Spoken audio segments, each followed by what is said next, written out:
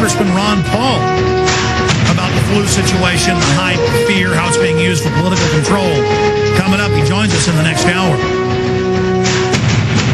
So stay with us for that. Steve Quayle will be back next Wednesday again, same time, to give us the latest updates and developments as we track and cover the flu situation with massive troop movements, open announcements of martial law, open announcements of quarantine, forced inoculations for a non-event. This flu is nothing. So what are they planning? Let's go to Tim in Ohio. Tim, you're on the air. Welcome.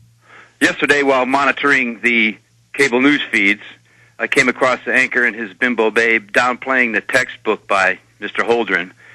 And it was obvious they were like taking part in these interspersal techniques. Now, Steve, earlier you had mentioned neolinguistics, and I was wondering if you could talk a little bit about how they use that neolinguistics to create the neural pathways in the brain at the Hegelian dialectic level. Yeah, well, they teach them massive programming. Steve, thanks for the call, caller. Do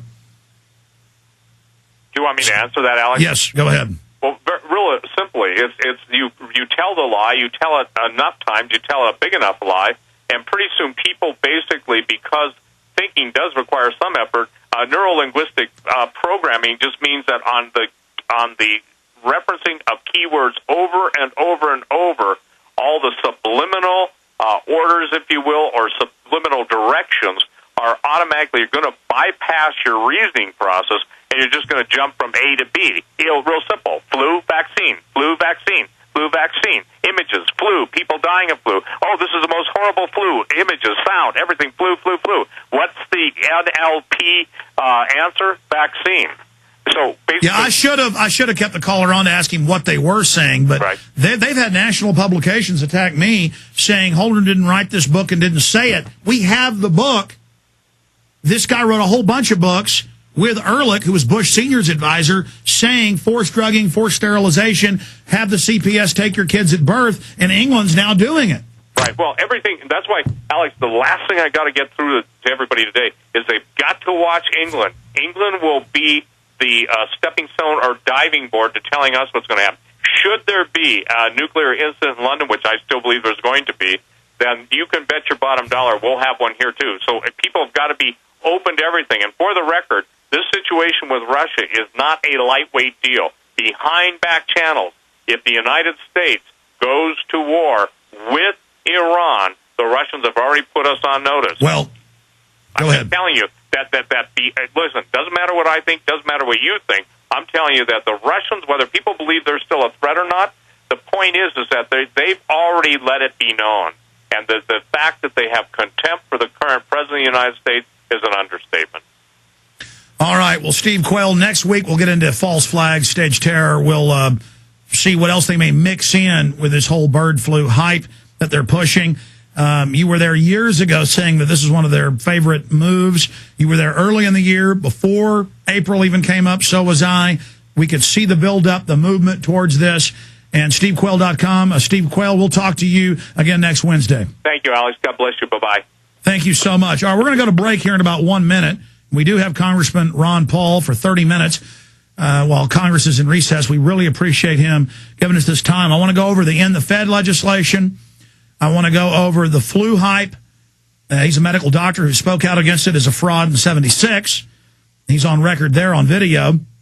I want to go over the economy, China and others moving away from T-bills.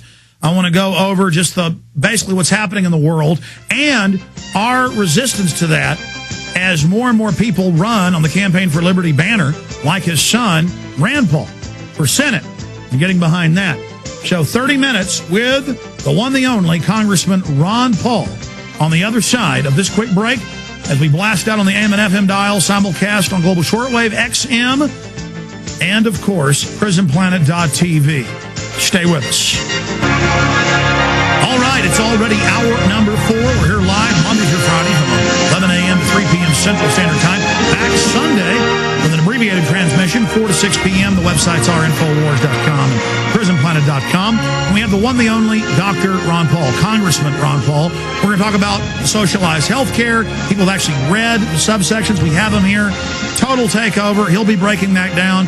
He's got bills to beat it and to really fix health care. auditing the Fed. We're going to get into that and so much more. And he's a medical doctor. We're going to talk about this flu hype, trying to stampede people into federalization, UN control of the level 6 pandemic, and a lot more with Congressman Ron Paul. Congressman, thank you for joining us today. Thank you. Good to be with you. Let's get into the National Socialist health care. Obama tried to stonewall people and said this is no big deal, but people have now read the bill. You're a medical doctor and a congressman. Can you tell us what's really in that bill? Well, it is nationalized health care. This pretense that it isn't, completely just means that there's some transition involved. So their goal is to have one-party payer, which means that they control everything.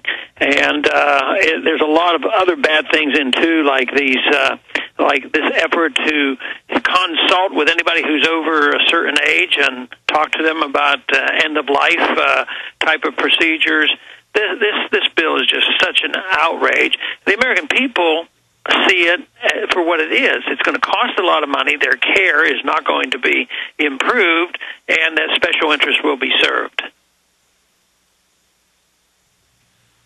Congressman, when I was talking to you, when we first got you on during that 1-minute break, you brought up the rebellion against really both parties, but mainly the Democrats, Doggett being shouted down, Republican congressman, Delaware congressman, Specter getting chanted down, people saying, we don't want your socialist big government health care.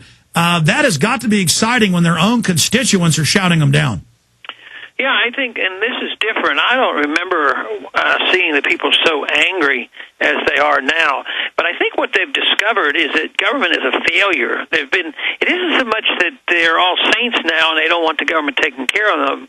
I think a lot of people have come to the realization that you can't trust government. Government's been promising me all this, and they were going to give me all these free things and wouldn't cost anything, and I'd have a good job, and we'd live happily ever after.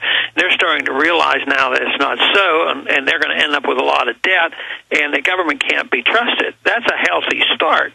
So it is our job now to fill in the void and tell them what the role of government ought to be so that we can take all this energy and anger and redirect it.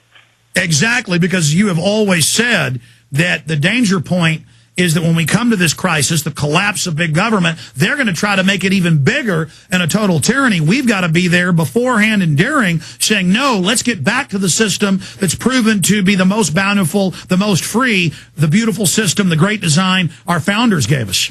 Yeah, and up until now, they've been able to use fear as their best tactic, and whether it's on foreign policy issues or domestic policy issues, that's how that first TARP fund went through.